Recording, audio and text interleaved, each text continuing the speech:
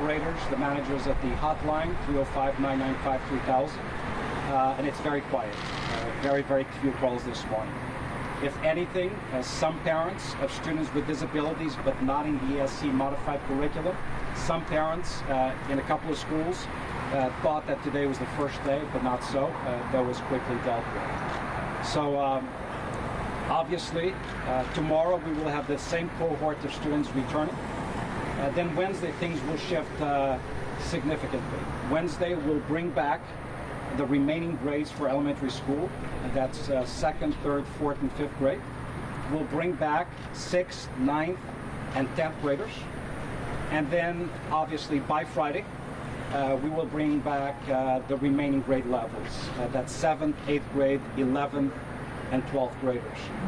So we felt that this staggered return was the most appropriate. Number one, to acclimatize not only the students, but the faculties to the return of the students. To be able to detect and solve any minor issues that could arise, and to maintain as much crowd control as we possibly can. Happy to report that we've been able to secure a medically trained person for every single school in Miami-Dade. That's a combination of nurses, EMTs, LPNs, but with the help of the county and city of Miami, we've been able to fully staff every one of our schools, which was not a mandate, and it was not something that was a reality for us, but we've been able to accomplish it.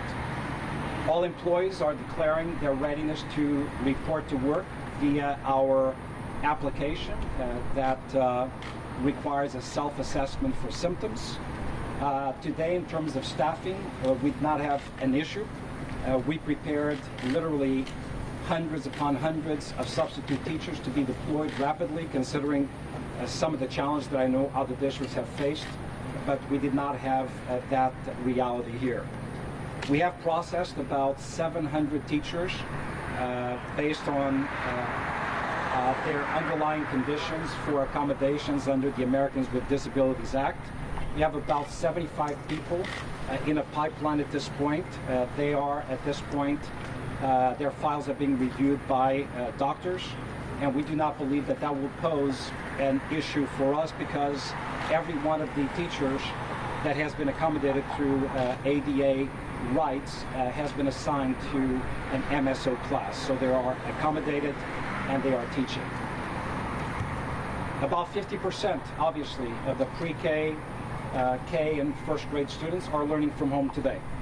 And but all teachers, the vast majority of teachers, other than those who have ADA-approved accommodations, are teaching from schools. So I did see virtual teaching from the classroom taking place, and then I saw, obviously, the classrooms where teachers were engaged in direct instruction. Want to re-emphasize a key point. MSO students and their families have a right to pick up meals at every single school across Miami-Dade, and that's about 50% of our student population. And both the breakfast and lunch can be picked up on Tuesdays and Thursdays from 4 to 5:30 p.m. Tuesdays and Thursdays, 4 to 5:30 p.m. And you pick up multiple meals until the next pickup. We are anticipating, obviously, as the week progresses, to schools to fill up a little bit more.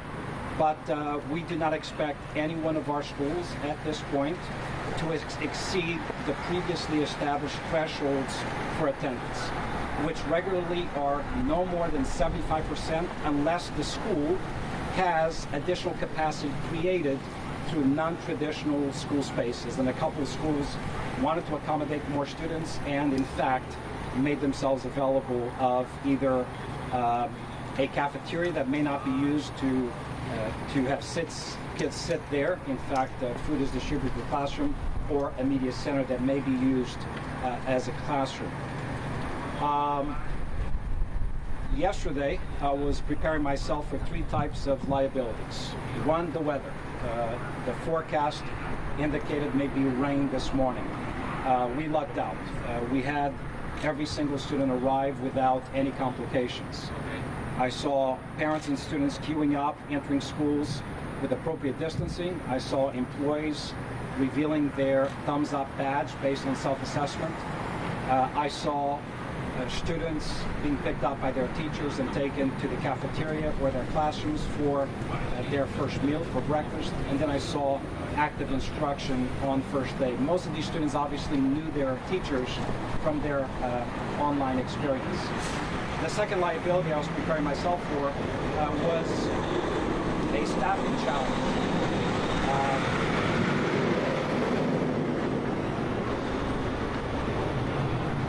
Second liability we were preparing for was the possibility of staffing challenges in a number of schools. That didn't pan out. Every single teacher that we thought would be in school showed up. I'm very appreciative of our teaching workforce that provided appropriate notification to their principals if they were going to be out because they were in a process of an ADA accommodation request.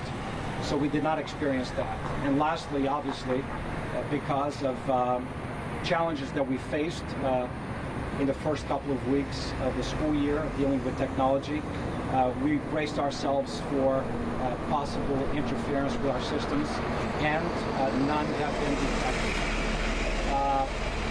I've spoken twice with our data center. No centralized issues. We are running at this point at about 17 to 18% of our capacity in terms of bandwidth, with literally thousands of teachers, not only the ones in school, but the ones at home also, logging on through the portal. I was told before, as I was getting here, that there were a couple of reports of portal issues. We have not detected them. If a couple exist, they are localized based on connectivity at a specific zip code. When I left my home this morning, I did not have internet access to Comcast. So, but it appears that on day one of return to physical schooling, all systems were a go. Preparedness was good. And despite what I heard from some people, I can assure you of this, or you can call me a liar. Every PPE needed in schools, every supply that needed to be in schools was in schools. Every bit of it. Nobody has gone lacking. No one. There are teachers who will not teach in their classrooms until Friday. They will not actually see their kids present there until Friday. But everything that we need is on site. We have literally millions of facial coverings, masks. We have gone above and beyond. We never promised face shields, but we have provided face shields because of a board request, if we could, that we would. Hand disinfectants, plenty in every single classroom, every single school. I just witnessed in all schools I visited, custodians going by constantly, wiping down handles of doors and monitoring and sanitizing bathrooms. So we are in a good place. I am appreciative of all the work that has been done. Last thing I will say about preparation and clarifying one thing, at last week's board meeting, which took place Tuesday, we spoke with the board under certain requirements from the state that we had some concerns and work to do in a handful of schools where the architecture is unlike other schools that may have windows. These are called the windowless schools. And very quickly, within 2 days, less than 2 days, we deployed the mitigation strategies, which included air filtration systems, air blowers, on-site AC technicians, maximize the inflow of fresh air to those schools, and I have not heard a single issue reported from those schools. We installed over 1,000 air filtration systems in those handful of windowless schools. That is how we dealt with that issue, and we have not heard any single problem reported. Again, any questions, 305-995-3000. Hoy empezamos nuestro proceso de educación presencial en todos nuestros planteles escolares, principalmente para los niños de pre-kindergarten, kindergarten, primer grado, y los niños con discapacidades en todas partes de nuestro condado. Los autobuses corrieron perfectamente bien. Tenemos equipamiento nuevo instalado en nuestros autobuses para desinfectar las manos de los niños, para mantener distanciamiento social en los autobuses. Muy importante, todos los niños y empleados tienen que usar máscaras cuando entran en los autobuses y también cuando entran en nuestros planteles escolares. Todos los empleados tienen que certificar en línea que no tienen síntomas de enfermedad, que están listos para regresar a las escuelas. Todos nuestros sistemas escolares están funcionando muy bien. No se ha reportado ningún problema sistémico o grande en cualquier parte de nuestra comunidad. Yo hablé personalmente con los superintendentes regionales, hablé con nuestro departamento de informática y todos los sistemas están funcionando bien. Teníamos algunas preocupaciones debido al tiempo, pero no llovió, entonces la llegada de nuestros niños sucedió de manera muy cuidadosa, un proceso muy bien organizado. El sociamiento y el distanciamiento social dentro de las aulas lo observé. La distribución de comidas dentro de los planteles escolares para los niños que están asistiendo físicamente se hace en las cafeterías con distanciamiento de 6 pies o dentro de las aulas se es permitido con distanciamiento social también.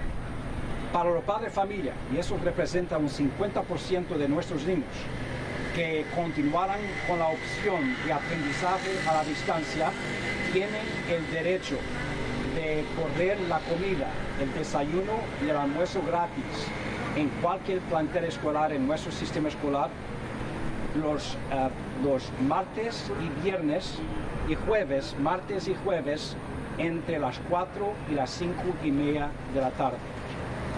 Hoy tenemos una vez más los niños de pre-kinder, kindergarten, primer grado y niños con discapacidades especiales.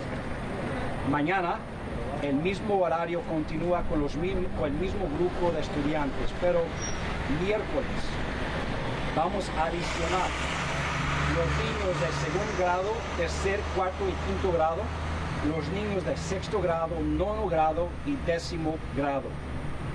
Y después, finalmente, viernes, todos los niños regresan. Eso incluye los niños de séptimo grado, octavo grado, grado 11 y 12. Vamos a completar la semana con todos los niños cuyos padres seleccionaron la opción de una educación presencial. Los niños que todavía están aprendiendo en sus casas lo están haciendo a la distancia, enseñado por nuestros maestros. Any questions? ¿Cuántos niños espera por hoy? Hoy tenemos un poco más de 22,000 niños. Mañana el mismo número, pero miércoles el número aumentará dramáticamente, posiblemente con 50,000 niños adicionales. How are the kids doing with wearing masks? Have you been able to observe, and there's a big concern about that? Remarkably well. I mean, we pushed out a lot of information to parents about the expectations of frequently asked questions. I actually, out of the schools that I visited today, I've been in 3 schools today, but I've seen kids in schools over the weekend taking the SAT. But I've been in pre-K classrooms, kindergarten classrooms, where 100% of the kids were wearing their masks, and some of the media was there. Actually, I was pleasantly surprised. They are, I believe, sensitized by their parents to wear the masks. Smaller masks than our masks, but they were wearing them. So I did not see an issue with that. I saw them following their teachers with appropriate distancing. I saw them extending their arm to maintain a certain distance as they were walking in line. I saw them sitting in cafeterias with the appropriate social distancing. So I was actually impressed by the students, the way they were wearing their masks, particularly the little ones. Can you give us a breakdown of students or of teachers doing dual modality? And what's your response to United Teachers Day saying that they received an avalanche? If I were to respond to everything I've seen posted by a lot of folks, I would spend all day. Those are a lot of singletons. The LOU that was negotiated provided for a number of things. No teacher in Miami-Dade is compelled to teach dual modality, but we recognize that there are singleton classes, special area classes, advanced classes where it's virtually impossible. So the LIU provides for a negotiation between the principal and the teacher, where the teacher can voluntarily, not be compelled, but voluntarily teach dual modality. And that is what we follow. I do not accept any teacher being compelled to teach dual modality. It is one thing I ask in every single school I go to. It is an assurance that's provided to me by principals, and it is something I ask the teachers themselves. Colleen, I've been in many, many schools where teachers themselves asked for their classes to not be split. I said, I do not want my kids split. I want the dual modality. I understand there may be a number of cases where our rule may be broken, but that is an exception and it's not accepted to me.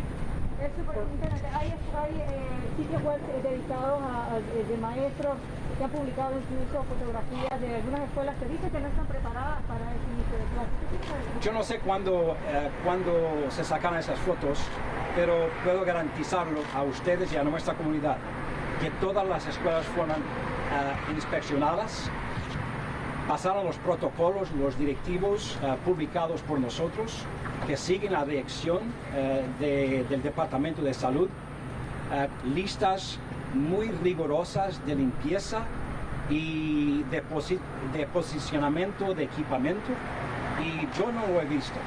Y yo he viajado por muchas escuelas durante la última semana. Pero es posible que una clase, algún lugar en nuestra comunidad, algo no esté correcto.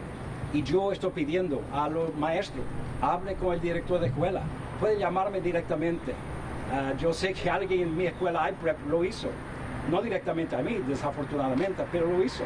Y desafortunadamente esta persona estaba equivocada. Pero es posible, tenemos desde 7,000 maestros. Alrededor de 7,000 maestros. Tenemos 48,000 empleados, 400 planteles escolares. Definitivamente en algún lugar algo no está perfecto, pero nuestras inspecciones revelaron un nivel de preparación, un nivel de equipamiento de protección personal suficiente para todos. Si existe algún problema menor, hay que comunicarlo inmediatamente a nuestra línea de apoyo 305-995-3000, al director de escuela, al director regional o a mí directamente. Y yo tomo acción a cualquier problema que sea mencionado a mí directamente. ¿Cada cuánto tiempo se van a hacer las desinfecciones en las escuelas? Las desinfecciones en las escuelas, ¿cada cuánto tiempo lo van a hacer?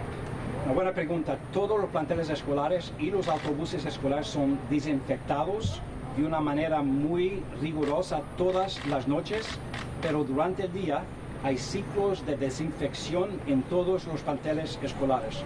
Yo propiamente lo observé ahora mismo en esta escuela.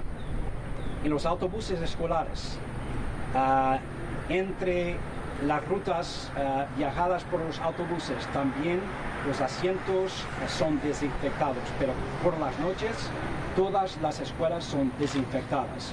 Nosotros compramos equipamiento avanzado que se llama Titan Sprayer, un spray con producto de desinfección. Todas las escuelas lo tienen, escuelas grandes tienen 2 o 3 tipos de ese equipamiento. También hemos comprado equipamiento electrostático para desinfectar escuelas si hay un caso reportado de COVID-19. Nuestra prioridad es la seguridad, el bienestar, la salud de nuestros niños y nuestros empleados.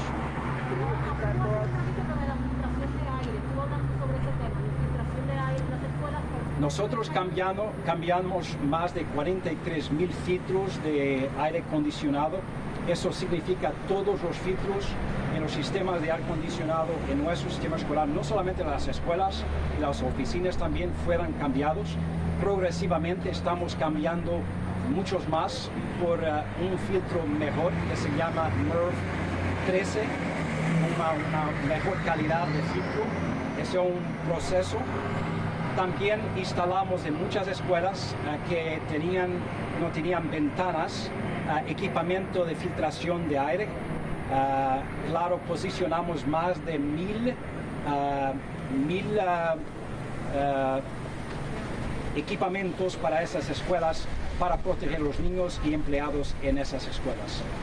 Mantenemos en este momento el aire acondicionado manejando 24 horas al día, por la noche y por el día, para que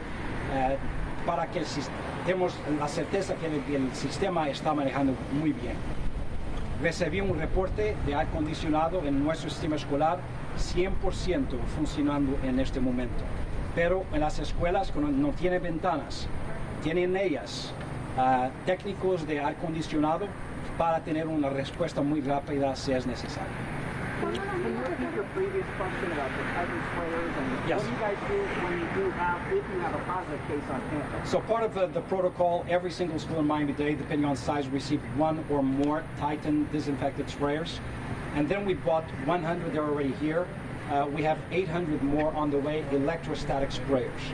Those are kept in high schools and centralized locations. They are deployed to schools after a deep sanitization.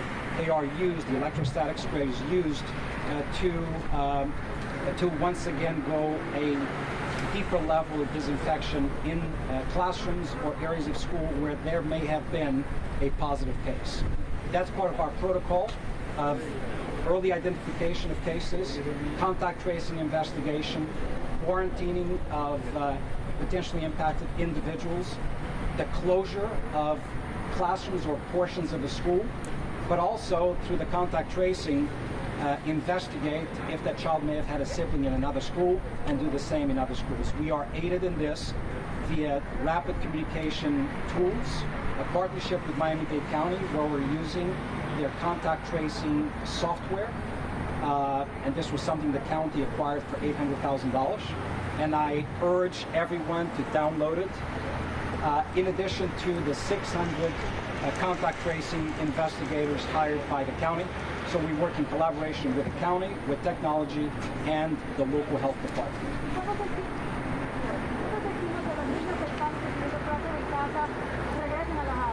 Bueno, esa es una opción de los padres. Nosotros estamos pidiendo a los padres que se queden la misma opción hasta el final de este semestre. Al final del semestre pueden pedir un cambio de opción al director de escuela y si tenemos capacidad es aprobado. Ahora mismo, si existe capacidad en nuestros planteles escolares y un padre de familia quiere cambiar el modelo de aprendizaje a la distancia a una educación presencial, lo puede hacer. Empiece por llamar al director de la escuela. Guys, one more question. Absolutely. Thank you for the question. So yesterday we launched our dashboard. It is up and running. It will be accurate and updated daily. You can find it at reopening.dadeschools.net. And there is a dashboard. There right now you'll see probably zero data unless somebody inputs something today. But with any one new case of employee or student, it will populate by school, district-wide, and also in the middle of the dashboard you will see an empty space right now that will populate with a trend line district-wide. So you can look up your own specific school. It breaks down by employee or student, or look at the data district-wide. Will it be on parents to check that periodically, or will they be alerted if they don't have to? So that is an outward-facing transparency tool that provides the community, the truth about COVID-19 in schools, particularly parents and staff. But in addition to that, through our contact tracing protocol, immediate notification of parents and employees, not only in this school, but in other potentially affected schools via siblings, the same information will be provided. Do you tell administrators, like district level administrators, report to schools? So part of our contingency plan, and not wanting to be in a position that we've seen other districts being in that have reopened, where they had a dearth of coverage for students, we did mobilize hundreds of non-school site, college degreed individuals, not just administrators, but also curriculum support specialists who are teachers who usually perform other duties. to be on standby or be in schools where we knew there may be a high number of teacher absenteeism. We, as I said earlier, did not detect that so far today. In fact, we are far below the number of absenteeism that we were bracing ourselves for. To tell you the truth, we prepared for as high as 1,000, and I don't have numbers yet, but far less than that. Are you worried about teachers who maybe throughout the course of the year may see some people not following policies or maybe getting lax and maybe hesitant to report that for retaliation? What's your message? Yeah, so I'm not concerned. I actually think that teachers and students, with the almighty power of this, will be perfectly able to tell us where things are not right. And that's actually what I'm encouraging. I've done this before in the past, as far as dirty bathrooms, and students are not bashful about telling me when there's a problem in my social media feed, and I want to know. So I think people will not be shy about declaring some potential issues. I think with time, people may in fact relax their guard a little bit. They can't do that. Let us provide information about the protocols, the directives, the expectations based on local health conditions. And those may shift, they may pivot. And I promise you we'll continue to keep the community informed, beginning with our school staffs and students. On that note, I've seen a lot of comments on social media from teachers from Miami Beach to Miami-Dade saying that there are a total letdown of their work. That's not what I'm getting. So from central office, there are no issues. Whatever issues may occur may be what I experienced this morning in my home. Comcast, I have no access. So if there's a connectivity issue in the area, may be a possibility. But there, as I said, we're running at 17% capacity. All the systems centralized, not a single issue. The output is solid. Okay, thank you guys. Good morning. I have the principal here. If anybody would like to speak to him, Mr. Costa used to be principal at Coral Gables Senior High School, and he speaks 5 languages. Thank you for that, Mr. Superintendent. It's very difficult to follow in the Stand close to the mics and tell us your name. My name is Adolfo Costa, the proud principal here of Andrea Castillo Preparatory Academy. I'm proud to serve the community now of Doral. It's been amazing. We had the mayor and our school board member this morning, Ms. Susie Castillo, here to welcome our wonderful students. Our students are amazing. They were eager to come to school physically and to meet their teachers finally in person. They love their mask. I love their mask. They had things from Power Patrol to Dora the Explorer and many others. And we're just glad to be here. I'm super honored to be the inaugural principal here at Andrea Castillo Preparatory School. And we look forward to a wonderful reopening, reopen smart, reopen safe 2020-2021 school year. Any complaints from your teachers at all? Any complaints from the teachers about how things are set up, how things are going? Our teachers were very eager to be here. We talked them through exactly what the protocols were. They were very satisfied with what the protocols were that we're going to follow here in school. What's your percentage of students wanting to come back to the classroom? Well, as you understand, this is an inaugural year. We have our students, I believe it was about 75% of our students came physically to the school. We have a small number of students that are still doing the MSO online learning. Español, diga su nombre completo, por favor, y cómo ha sido el primer día, cómo ha transcurrido. Sí, cómo no. Mi nombre es el señor Adolfo Costa, yo soy director aquí de Andrea Castillo Preparatoria. Yo estoy muy honrado de estar aquí y ser el director de la escuela, el año inaugural de la escuela Andrea Castillo, y para servir a la comunidad del Doral. El primer día ha sido un éxito con todos los estudiantes y los padres muy contentos de traer a sus hijos a la escuela de una forma presencial para el aprendizaje de todos, y estamos orgullosos de ellos y queremos tener un año bien exitoso en el año 2021. En estas 2 horas, ¿algún reporte de algún problema, alguna situación? Los únicos problemas que hemos tenido esta mañana son algunos niños no quererse quedar sin los padres, y mayormente los padres no quieren dejar a los hijos. Hemos tenido que darle muchos consejos a los padres porque es la primera vez que dejan a su hijo o hija en la escuela, pero además de eso todo va bien. when students were arriving today, we saw them checking in with staff at the front. They were talking to them. What are they kind of checking the students for? What's that interaction like? Are they looking for specific things? Basically, the first and foremost is to make sure that the student is comfortable. They're young, they're 4, 5, and 6 years old. We just want to make sure that they're comfortable, get their name, make sure that they're okay with coming with us, and detaching from the parents in the morning. Obviously, we have to have a mask on. All of the students had their mask. We actually practiced it during the online learning component. We practiced that with the students for a period of time for them to wear it. But that was pretty much the interaction. And like I mentioned in Spanish, a lot of counseling for the parents. Because the separation anxiety this morning is the first time that they leave their children in school in some cases. Will they be checked at the door, like today, for masks every day? Is that going to Yes. Okay. Yes. Las recomendaciones a los padres, yo siempre intentando compartir para los padres.